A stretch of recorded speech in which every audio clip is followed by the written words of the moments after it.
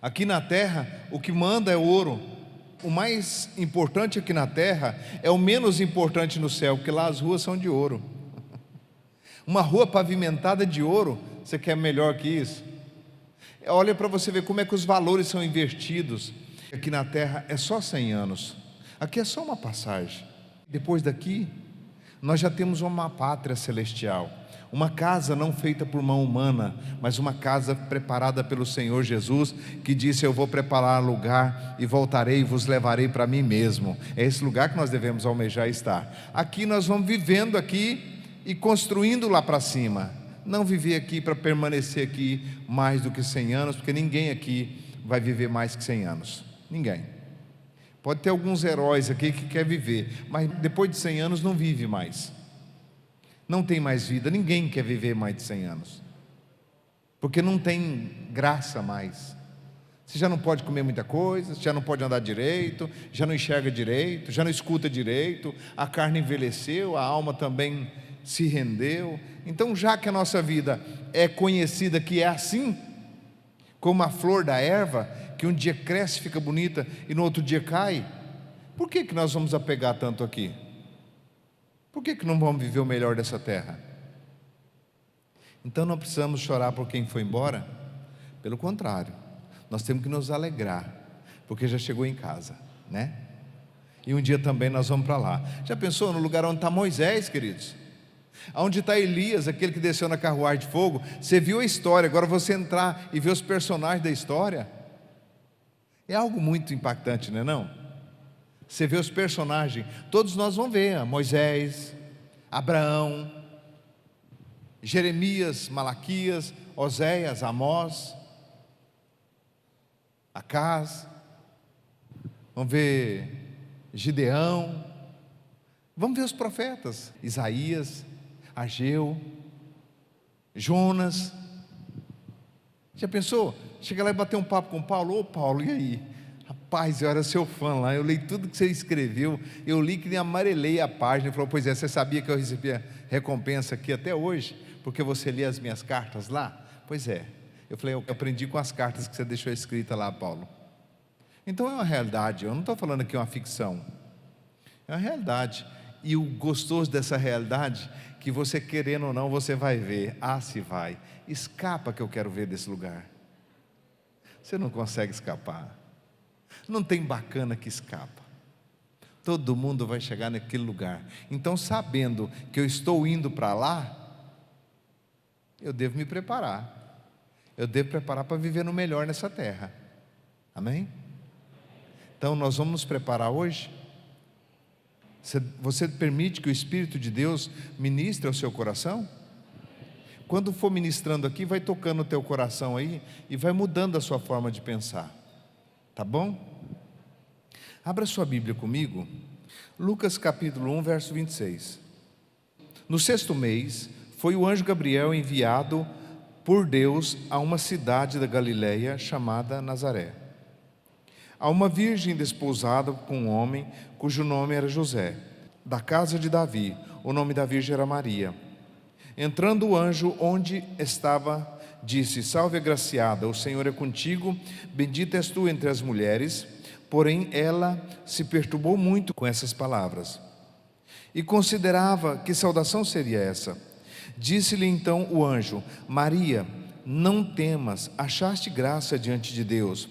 Conceberás, darás à luz um filho e pôr-lo-á o nome de Jesus.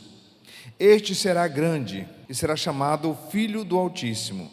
Este será grande e será chamado Filho do Altíssimo. Ele foi concebido sem nenhuma mão humana, nenhum contato humano.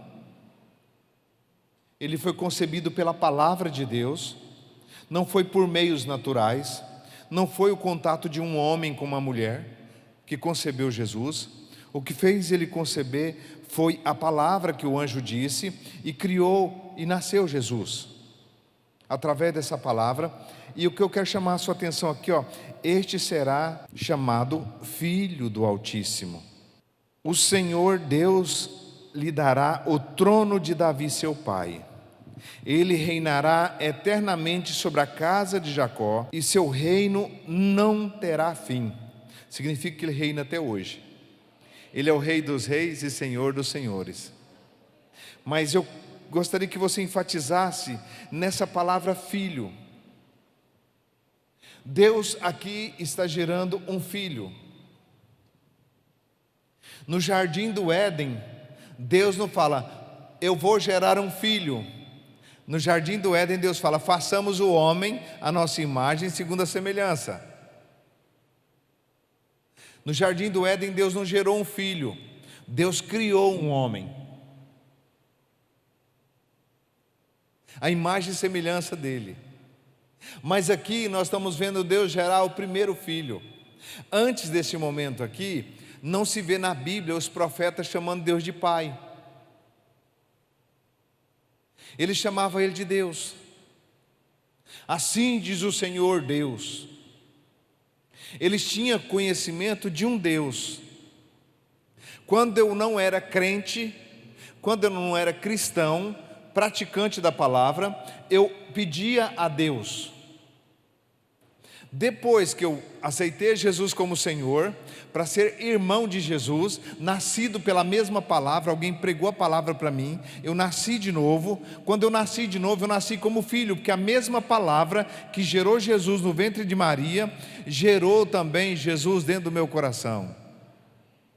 Jesus entrou no meu coração.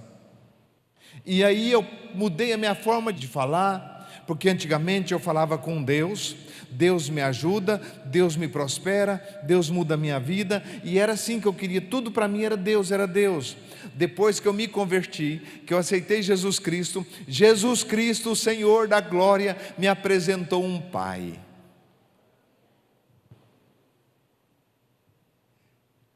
Através do seu Espírito, através da minha entrega, o Espírito Santo foi me revelando Jesus, mostrando para mim quem era Jesus, que Ele era o meu Senhor, o meu Salvador.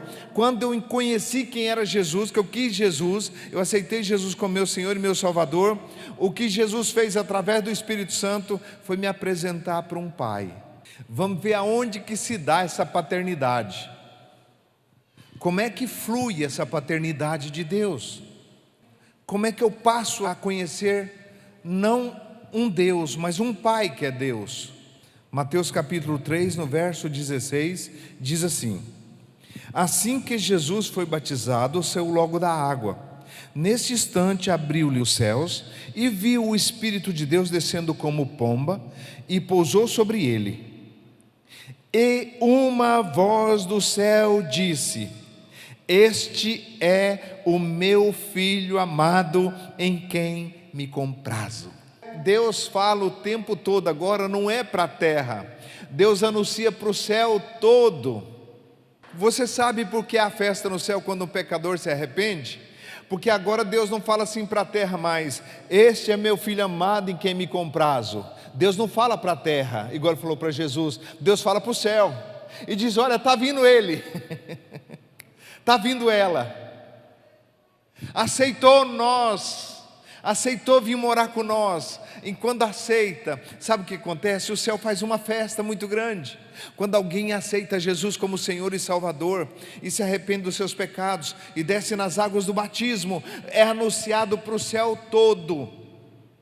Aí, a minha mãe que está lá, meu pai que está lá, a família que está lá, os irmãos que já estão lá, todos sabem e diz: mais um salvo. E aí o céu todo se alegra e é festa. Então no céu é uma festa o tempo todo, porque tem pessoas deixando de ser criatura e passando a ser filho. Adão era criado, uma criatura, criado por Deus. Quando Adão pecou, ele foi destituído da comunhão com Deus, mas ele não era filho gerado, ele era filho feito.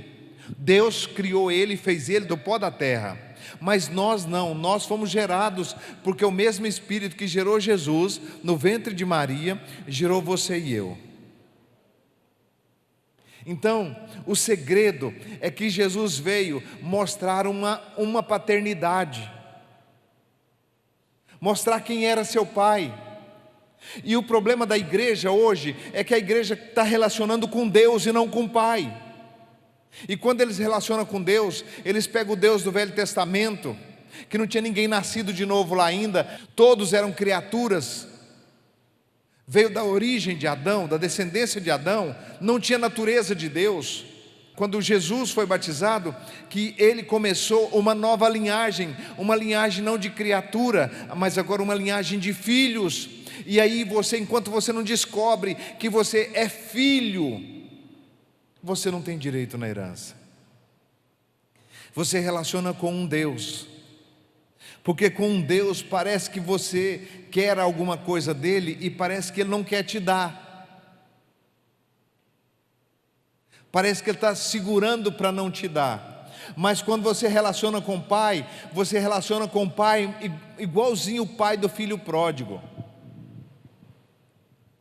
O pai do filho pródigo é uma sombra de Deus. Pai, dá-me parte da herança que me pertence. Ou seja, pertence por quê? Porque o testador morreu.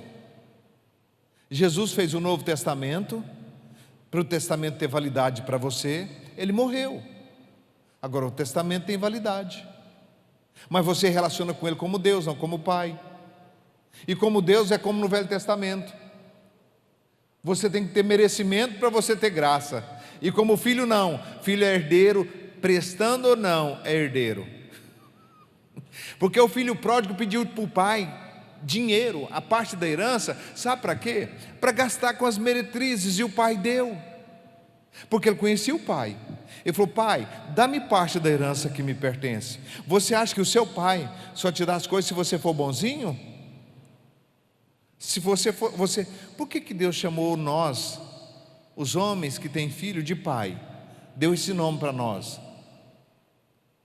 Enquanto você não gerou ninguém, você não é pai de ninguém. Mas quando você gera, você é pai. Quando você relaciona com o pai, não é os seus defeitos que te deixa menos merecedor, mas é o que você acredita, quem ele é para você. Se ele é seu pai, então ele tem responsabilidade com aquele que crê e chama ele de pai. Então pare de relacionar com Deus e comece a relacionar com o pai. Fala com o pai. Jesus ensinou como é que fala com o pai. Vamos ver como é que Jesus ensinou, como é que fala com o pai. Jesus não ia ensinar uma oração que não funcionasse. Ele ensinou uma oração que funciona, que todos que falar dessa maneira aqui, Deus vai escutar. Jesus não nos daria uma oração que o Pai não escutasse, porque os discípulos pediram para ele: mestre, ensine nós a orar. Ou seja, dá alguma coisa para nós orar, para que quando nós falarmos, o Pai ouvir. Aí Jesus falou: tá bom, vou ensinar vocês. Ele disse assim no versículo 9: portanto vós orareis assim, modelo: Pai meu que está no céu. De quem? E por que você trata tão mal o seu próximo, se ele é filho do mesmo pai que você é? Ele não é mais pai seu do que meu não, viu? Não pensa que você é santo e que os outros são pecadores, não.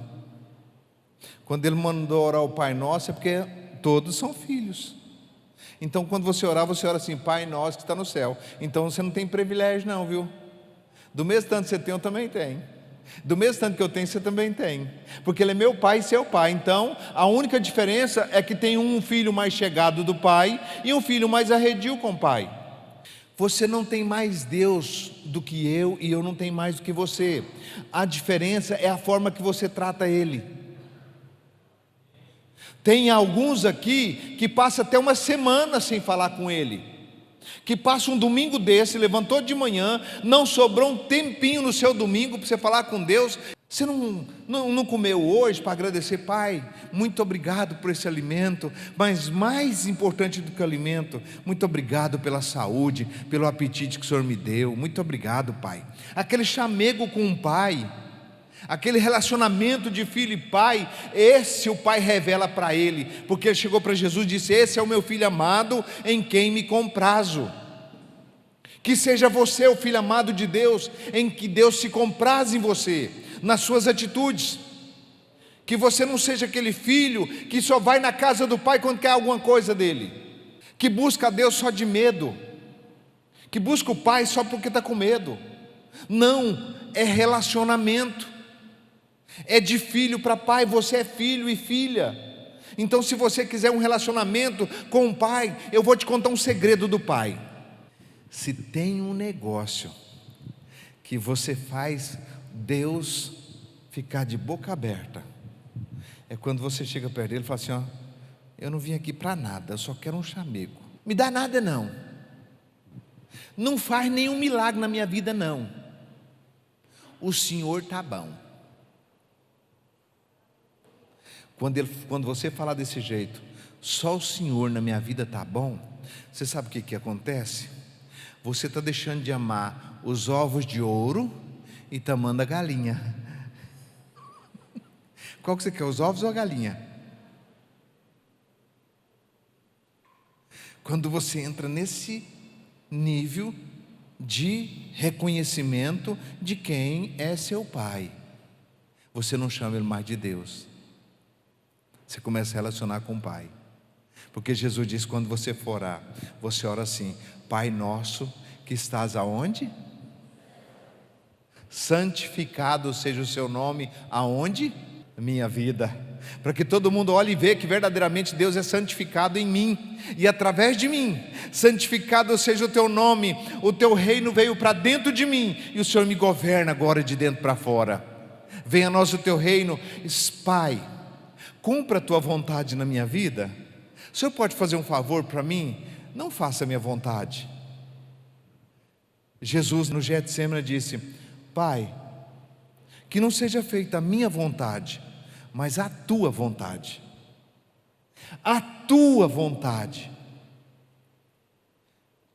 A vontade de Deus é a melhor vontade para a sua vida.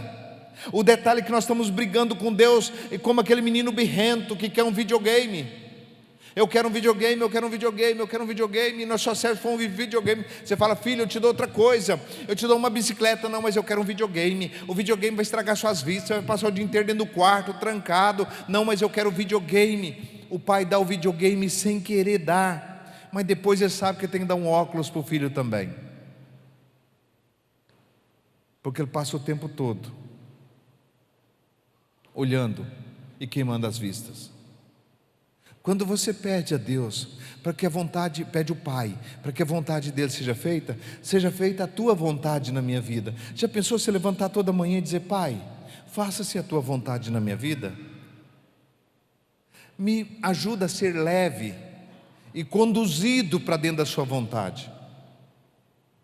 Seja feita a tua vontade. Na hora de ser entregue, Jesus diz: Pai, faça a sua vontade. Agora eu quero ler um versículo com você.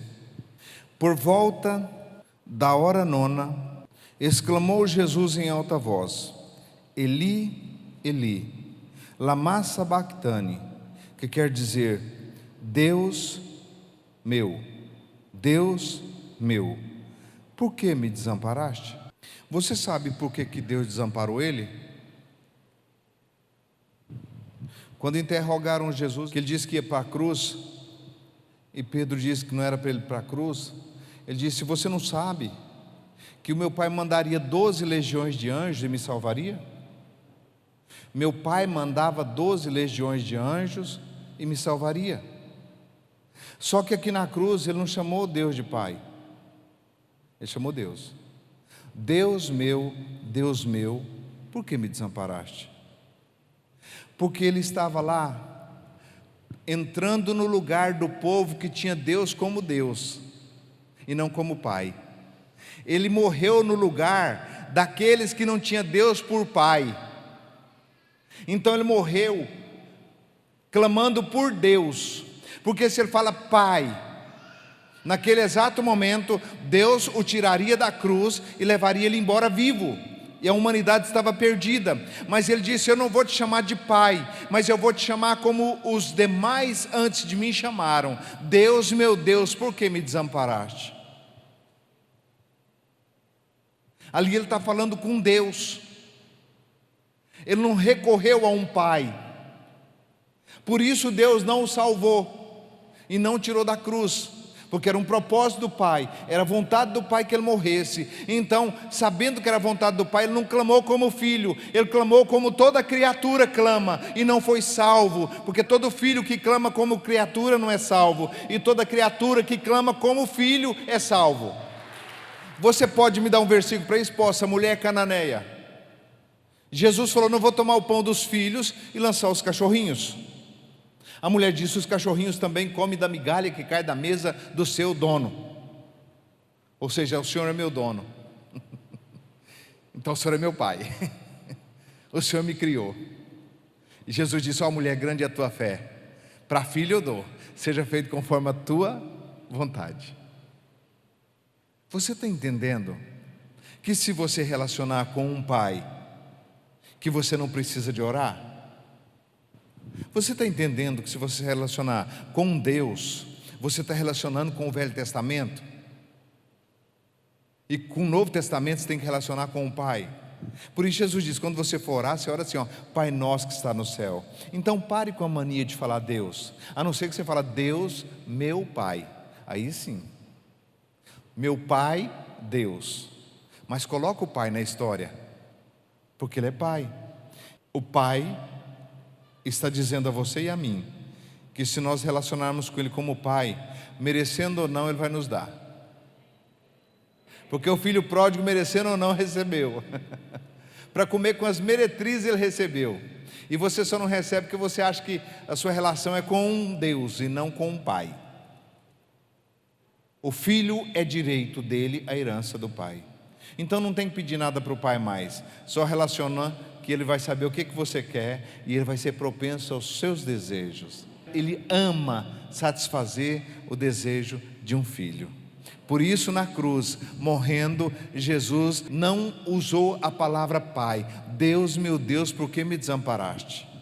Porque todo aquele que chama Ele de Deus está desamparado, mas todo aquele que chama Ele de Pai é herdeiro. E aí herdeiro é dono da herança. Então você tem um Pai que é Deus, que manda em todas as coisas. Tá bom de Pai, hein? Então relaciona com esse Pai. Eu não quero te pedir nada hoje, não. Só quero a sua companhia comigo, tá bom? Ótimo. A oração mais eficaz que você pode fazer. Não quero te pedir nada, não. Pode deixar que o seu filho aqui é guerreiro, sua filha aqui é batalhadora. Pode deixar que nós vencemos. Com o Senhor junto com nós, nós vencemos. Eu só quero essa comunhão. Hoje, o Senhor como meu Pai, eu quero sentir hoje no colo do Senhor o tempo todo. E aí você não precisa, ó Deus, me dá aquilo, faz isso, faz aquilo. Não, você não precisa disso aí. É só um relacionamento. O pai vai lá no campo de futebol, leva um menininho para jogar futebol, o gurizinho faz um gol, quando o gurizinho destaca, ele fala: é meu filho. Ele gosta de falar: é meu filho, é meu filho. Tudo que faz de bonitinho é meu filho. Você entende para onde Deus está te chamando? Está te chamando para você conhecer um Pai. Para onde o Espírito Santo está te levando? Para ter intimidade com o Pai. Então quando você for orar agora, você ora assim: Pai meu, não, Pai nosso. Pai nosso que estás no céu, Tu conheces a minha vida completamente. Então vamos embora enfrentar mais uma segunda-feira amanhã, porque eu tenho certeza que com o Senhor até na cova eu vou. O Senhor tira da cova dos leões, não deixa os leões comer e mantém vivo. O Senhor tira da fornalha de fogo sem queimar um fio de cabelo. O Senhor tira da barriga do peixe e coloca no lugar que o Senhor quer. Então é o Senhor que eu quero na minha vida, meu Pai. Amém?